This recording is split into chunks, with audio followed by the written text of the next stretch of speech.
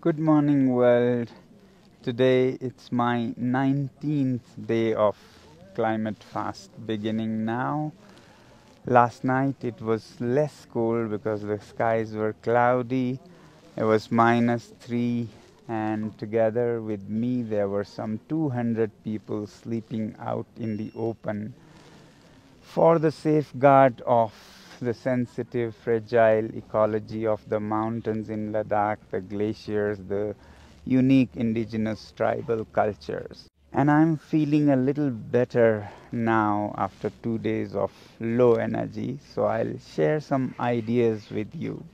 We have done so much damage to nature in the name of development and growth. Our current concept of growth and development is so anthropocentric, so human obsessed, that we have decimated everything else, all living beings, all non living beings that share this planet with Earth. So, let me share a crazy idea. How about having nature representatives in our parliaments that can advocate for nature? The idea may shock you, but let me put it this way.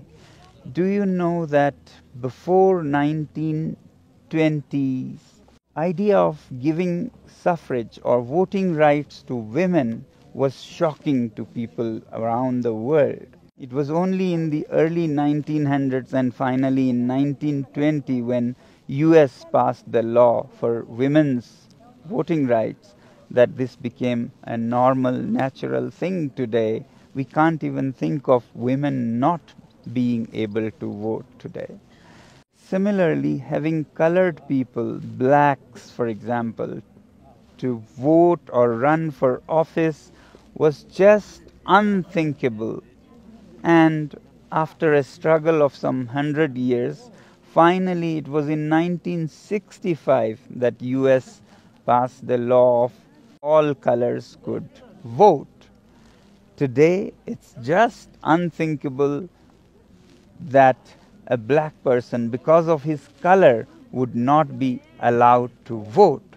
So what's next? Can we take the idea of inclusion to the next level and give nature a voice, to have nature representatives? And tomorrow it might be unthinkable for us to think that nature was never represented in our parliaments of the past. Today it's all human centric. For example, Delhi, with an area of 1,500 square kilometers, has 7 MPs, and Ladakh, with 60,000 square kilometers, has only 1 MP, because Delhi has 20 to 30 million people and Ladakh has only 300,000 people. But Ladakh is not just these 300,000 people.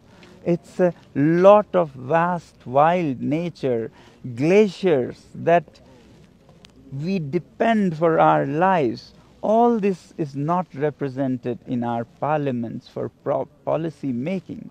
So how about giving such representation based on the area and sensitivity of nature, and not just human population alone? And why only Ladakh? All over the world, shouldn't the elephants and the birds and the bees and the grasslands and glaciers and trees have a voice in our parliaments for making policies that make sense for them also? Of course, elephants and trees cannot speak nor choose representatives. We can help them with nature advocates. Mechanisms could be worked out on electing them, but the idea is giving them voice, and true inclusion and actually true democracy will be when they also get included. In the end, I would just say that places with fragile ecosystems like Ladakh need to be given more attention. Today, not to speak of giving voting rights to nature, even the people, the indigenous tribal people, have no voting rights. And sixth schedule is one provision in the Indian constitution that gives them autonomous councils, little assemblies, to make laws for themselves and manage these ecosystems as they see fit for their future. And that's why people are demanding sixth schedule for Ladakh and democracy restoration for Ladakh, as was promised by the current government in India 2 times in 2 elections. And we still hope that our leaders will stand by their words and keep their promises. Thank you very much and have a great day. Jule and Jai Hind.